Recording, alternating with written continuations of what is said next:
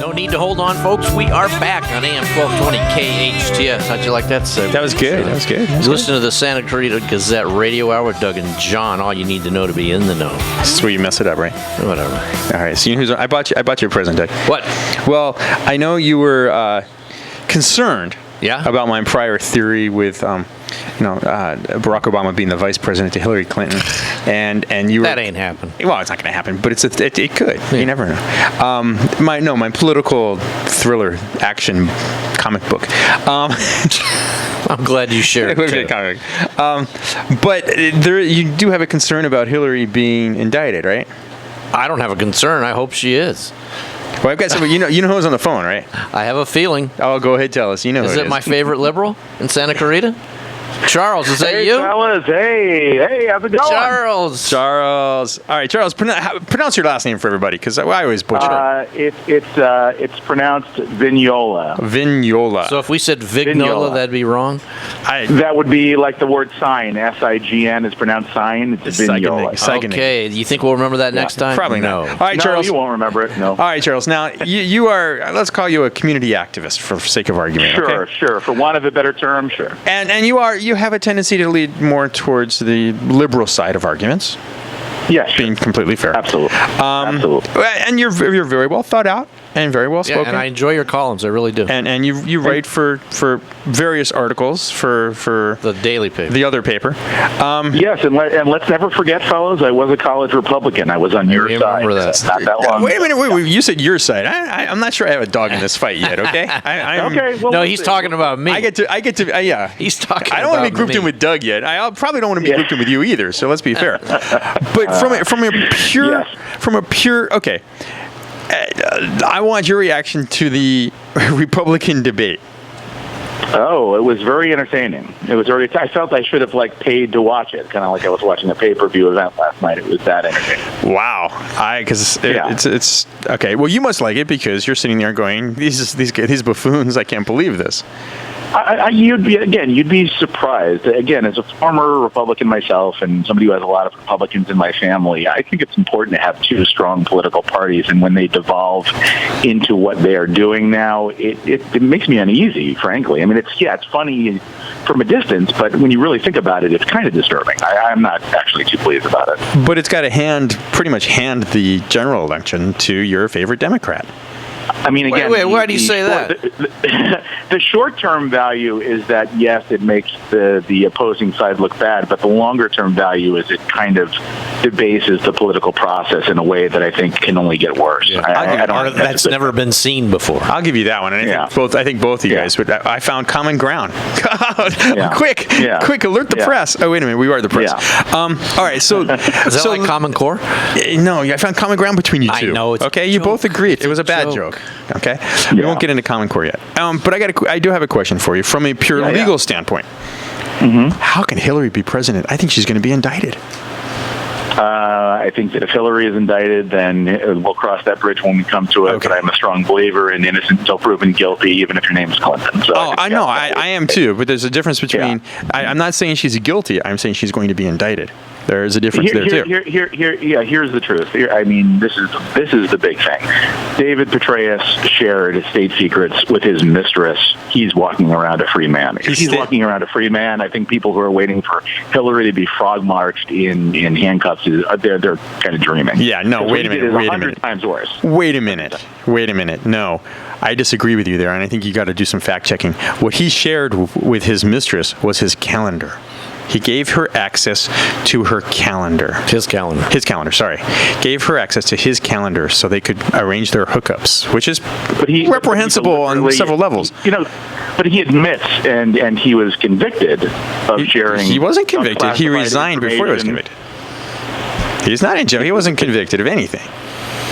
Okay. So David Petraeus was not found breaking the law. He's walking around a free man. He's walking around a free man because he didn't do anything that would require him to be. There's a difference between being indicted and being convicted. There's a difference between being indicted and being convicted and walking around as a free man. Okay? Of course. I'm not one of those people that thinks that Hillary is going to be, the next time we see her, she's going to be in handcuffs and an orange jumpsuit picking up trash on the side of the road. Okay, that's unrealistic. Right. But I also think that the mere fact that there's enough evidence from a prosecutor's standpoint to indict somebody of being, hey, look, that means that as a prosecutor, I get enough information to go into court, I get enough evidence to go into court and put this before a jury or a judge and say, look, they did something wrong. And the fact that we'll see. I mean, look, I'm not defending an illegal action, but from what I've read so far and from what I know, so far there is no criminal indictment that's been leveled against her. No, there hasn't been yet. Investigating it for months, but we'll see. And if it is, then she'll have to cross that bridge. Charles, if it's real, it's real. Let me ask you a question, Charles. Let's just say she was indicted. No, I want to back up and ask a different question first. I'll come back to this one. Let's just say that the FBI recommends to Loretta Lynch, the Attorney General, that she should be indicted. So then Loretta Lynch has to go to President Obama to clear it with him.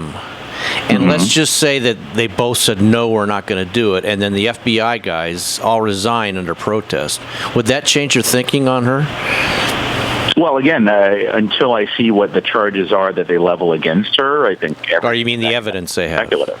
Yeah, whatever. Yeah. I mean, I'm saying whatever you want to call it, if at the end of the day she is found to have broken major laws and violated national security, if that's real, then it's got to be dealt with. I mean, I'm not. Nobody's above the law. I agree, but again, it's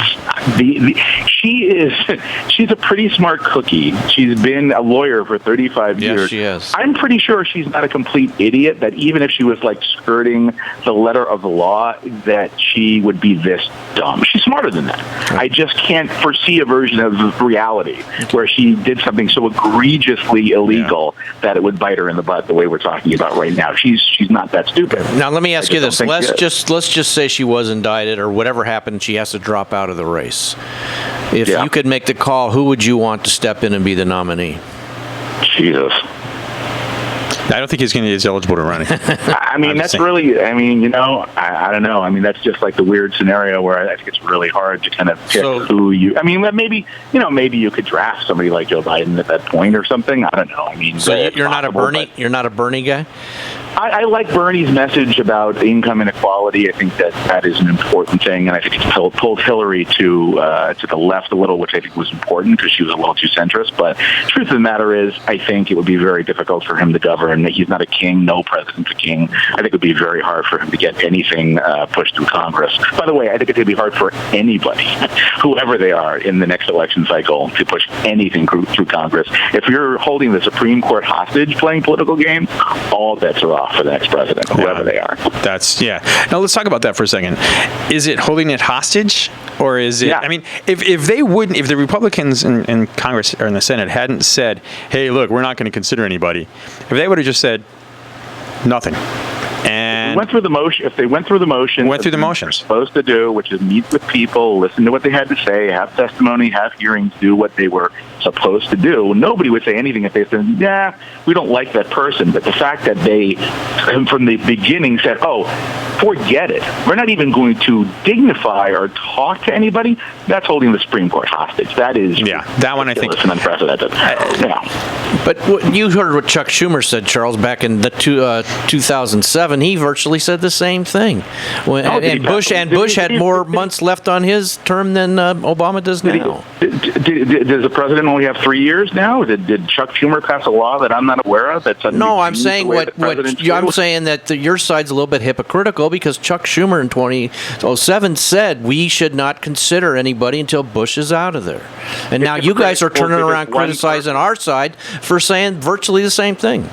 It's hypocritical because one person had an opinion 15 years ago. Yeah, when that same person now is saying that we're holding the Supreme Court hostage, that is hypocritical on his part. Doug, what do you call what the Republicans are doing right now? Normal. Holding an organ, a body of government hostage for a year? Well, okay, that's normal? Let's back up. No, I'm saying the behavior is normal. What I'm saying is, and it would happen on both sides. What I'm saying is, if they, Charles, listen, if they nominate, then it's going to have to follow the process. Right? It's going to have to go to the Senate. Now, that doesn't mean they're going to pass it. Doug, let me ask you, in the universe where the Republicans win the White House in 2016 and become president in 2017, do you really think after the well has been poisoned like this Congress, there's any chance you're going to get a replacement along the lines of a Scalia? Do you really think that'll ever happen again? That was 30 years ago. If you're saying, who are you saying is in the White House? I'm saying even a Republican. Republican. You get the Senate, you get the House, you get the presidency. Do you really think you're going to get a Scalia-level right-wing, that obviously right-wing Supreme Court justice passed the Senate in the year 2017? Well, yeah, like you say, I think it depends on the makeup of the Senate, but I think it's possible. Better chance than if the Democrats are in the White House. And what happens if Hillary wins, and then you're going to get a much further right judge or left judge? Oh, yeah, that's true. Then we're SCREWED. Yeah. It could be. It could be worse. Charles, real quick, I apologize. I was wrong. Petraeus took a plea deal. He wasn't. That's why I was like, wait a minute. He was never convicted. I remember he did take a plea deal. So technically, that is a conviction. I just want to make sure I'm correct. I just think the reality is he was a general. He was a respected guy, and he committed and he admitted he committed an egregious breach of national security. Yeah. Well, that one I have a hard time with your classification as egregious breach. And I did check. All he did was give his schedule to his mistress, which I guess is bad. But if he's walking based on that, I think a person who is found that she didn't break the law. Right now, she's not being accused of that. She's violating protocol. Breaking the law is an actual thing. Exactly. If she's found guilty of that, then yeah. Hey, Charles, unfortunately, we're up against the clock, but I got to ask you a question. I really enjoy your columns, and you put them in a paper. Do you know that the one day of the paper you put your column has less readers than one day of mine, and that's a proven fact? Whoa, there you go. So you guys got to get me over there. I gotta write for you guys. You would get more eyeballs reading your stuff if you would put it in the Gazette, and I would more than welcome that, even though I disagree with everything you write. I subscribe to the Gazette. I don't subscribe to the other paper. Just throwing that out there. Anyway. It sounds great, fellas. Charles, it's Doug at SantaClaritaGazette.com. Doug at SantaClaritaGazette.com. Thank you, Doug. And you got to come on again. You got to promise us that, because this is always fun. You are our favorite liberal. Always fun. Thank you so much. All right, buddy. Thanks a lot. All right. Bye. All right. You know what time it is now? What? It's time for sports. For a break. It isn't right. It's not time for a break. Doug, I want to talk sports. Charles got me all discombobulated. Yeah, he's actually a pretty good guy. Yeah, he is. All right, so it's time for Mr. Sports. What up? Mr. Sports, there's nothing going on, is there? Yes, there is. The Cactus League just started up. If you like, Mr. Sport, preseason baseball. And the Dodgers are already out of it, aren't they? As a Dodger fan, I'm already down. I mean, we lost Brent Anderson already for 3 months. Okay, the one pitcher we got from Japan already admitted that he's going to have surgery. They're going to try to milk him through. Ooh. And we didn't want to go out and spend the money and add one more year to the contract to Zach Greinke to have him sign with us. I was going to ask you what you thought about the pitching depth of the Dodgers. No, it's horrible, and it's pretty scary. Yeah. I mean, Kershaw had a good game yesterday in their 6-1 victory. He threw 2 scoreless innings. He's going to be solid. After him, we're in trouble. Yeah. No, I was just looking over the roster, the depth chart. Scott Kazmir, I believe it is. Yeah, he's it. Yeah, and he has a bad arm. He's got a bad arm. And our other guy, Hyun-Jin Ryo, he's never been solid. He's been all right. They've had to back him off from his rehab because his arm's hurting, his elbow's hurting. You win with pitching. You win with starting pitching. I think my theory has always been, and thank you, Buck Showalter, manager for the Orioles, the only way they play well, they've got maybe 3 starters, that should be on a major league roster, and the rest are bullpen. Yeah. Situational bullpen play. And here's the other thing that's bothering me with the Dodgers. They've got 2 young men. They've got 2 young men, and I can't remember their names, but it keeps coming up in the paper and on their TV station. I like Jock Peterson. No, I'm talking about pitchers. Pitchers. I don't. And they're solid. They're spectacular in the minors. One of them was minor league pitcher of the year. They don't want to bring him. They don't want to rush him. No, because of their psyche. No. You know what it is? I can tell you exactly what it is. If they start out on a major league roster. This year, it counts as 1 year of service towards when they're arbitration eligible. They will come up, I believe it's sometime around the end of, I want to say the middle of May. It's what happened with Chris Bryant last year from the Cubs. It actually, that's right. That was a big controversy. Exactly. He was tearing it up, and they wouldn't bring rip him it apart in the Grapefruit League, but we're not going to bring you up because they get a free year. They get a free year out of him. It happens all the time. And they got ripped for doing. Welcome to business. They shouldn't get ripped. It's business. It is. It is a good call. So it's also the eve of my favorite time of year. March Madness. Yep. It's March Conference Madness. tournaments next Conference week. tournaments I like starting next conference week. tournaments. Conference tournaments. Yeah. Arizona had a big game last night. Yeah, they did. Yeah. They beat Cal. Cal's got that killer freshman. Oh my gosh. They got 2 killer freshmen. I know. I would hate to play Cal. Is one of those teams. As a Maryland fan, both of you guys know that. Yeah. I'm looking at who do I not want to play. Who do I want to see knocked off in the tournament? Maryland does not stack up well against fast shooting guards. Right. So Cal was one of my number one teams. It's like I'd probably want to play Arizona over Cal. I would rather play Arizona. I'd rather play I don't Oregon blame you. over Cal. Is it Oregon SC? Or at the top of the tomorrow. Pac-12? No, yeah, and they play each other tomorrow. Oregon is surprised and impressed me. I could really handle have. playing Oregon. From the Pac. Really? From somebody outside looking, teams that scare me. Cal in the Pac-12. That's Cal. about it. From a Big Ten standpoint, I mean, and I'm not saying that there's no basketball west of the Mississippi, but That's what you're saying. that's what I'm saying. Yeah, basically. Okay. All right. No, there is that. I mean, I think Maryland's got a decent shot of winning the Pac-10 or the Big Ten, which is now Big 12 or Big 15 or whatever they are now. Yeah, so why don't they change the name? Because there's already a Big bugs 12. me. I'm That's glad why that the Big Pac- 12 has 10 and the Big 10 has 15. I don't get it. Anyway. And the Pac- at least the Pac-12 changed when they Yes. added people. Yeah, I know. It wasn't that big of a deal. It wasn't that big a deal at the time because nobody else is a Pac anything. That's true. But when there's a Big 10 and a Big That's 12, true, and the that's Big true. 10 adds 2 more teams, And or there's a Big 15 East teams, and a Big and they Sky don't want or to call whatever. them a Little 10 or something? Yeah. No, you don't do it. You're a liar. You're a liar. No, we're back to the political thing. No, I think Carolina, Michigan State. It's always tough tournament time. We got Valentine. He's pretty solid. Valentine is And solid. Duke is what you say. They always in the tournament. Duke They're tough. aggravates me. I know that's because Yeah. they're good. How? No, not because they're good. They have a player who just randomly trips people. We won't get into Grace, that. I would love to. He's the instigator. He's that instigator every team. I wish UCLA had an instigator like Grayson Allen. Oh, Or you talking Grayson about- Allen. Grayson Allen Tragic. UCLA. stuck his foot out and tripped the guy and then went like, "Oh, sorry, my bad," and then tried to help him up. I'm like, "Really, dude? Everybody saw it. It was on TV." Oh yeah, no, it was blatant. And he knew it was blatant. And he's like, "Oh, sorry, my Didn't bad." even get and suspended Help the for guy it. up. No, because it's Coach K. Yeah. Don't get me started. What else can we talk about? NBA. The Well, the only thing I'd say about the NBA because I've been a diehard Phoenix Suns fan since I was a little kid. Ouch. And they're horrible. But Yeah. when you talk about the kid from Louisiana State and what was the other one you just brought up from Cal? Ivan We're Rabbit. going to have a lot yeah. of ping pong balls in that lottery, so I want one of those guys. yeah. And you'll probably get at least one of them. I mean, if you don't get Simmons like everyone wants, you can get Jalen Brown. You can also get Ingram from Duke, the other freshman who's the next Kevin Durant. Yeah. I mean, I'm doing air quotes. Yeah. You can't see it because it's the radio, but Yeah, doing there's air a quotes there. couple guys, and I think I think it's going to be a deep draft. I think you're going to find. I mean, because you get somebody like Rasheed Solomon. Now, okay, Homer, Maryland, but a transfer from Duke, which is kind of surprising. Yeah. Not a great offensive threat, but he's a good lockdown defender.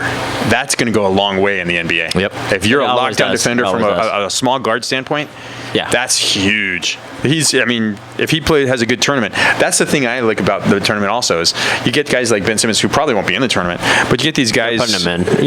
You know they're putting. All right. One Well, day. we'll touch that later. It's going to be tough. It's going to be tough if he gets in. But all it takes is, I mean, you look at some of these guys.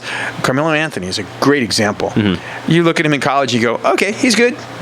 Nowhere near what you thought he was Right. going to be. And Right, he carried right, his right. team, and all of a Right. sudden it's like everybody knows him. Everybody's talking about him. You draft him, he's fine. But there's a couple guys that come out every year in the tournament.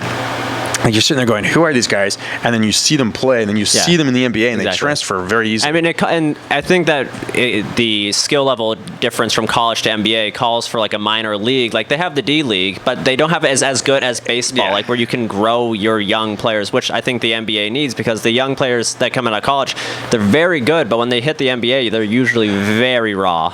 Good point, because it also when somebody you have a good freshman center, number 2 in the country, Right, right. coming in to your program, you get him for a year and he's gone. Right. Well, you've exactly. built your team around him. Hopefully, you've got the pieces to make a run with him as your center. Right. And now he's gone, and you've got a big hole and some pieces that are complementary but don't meld. And the quality of your basketball in a college program goes down. Yeah.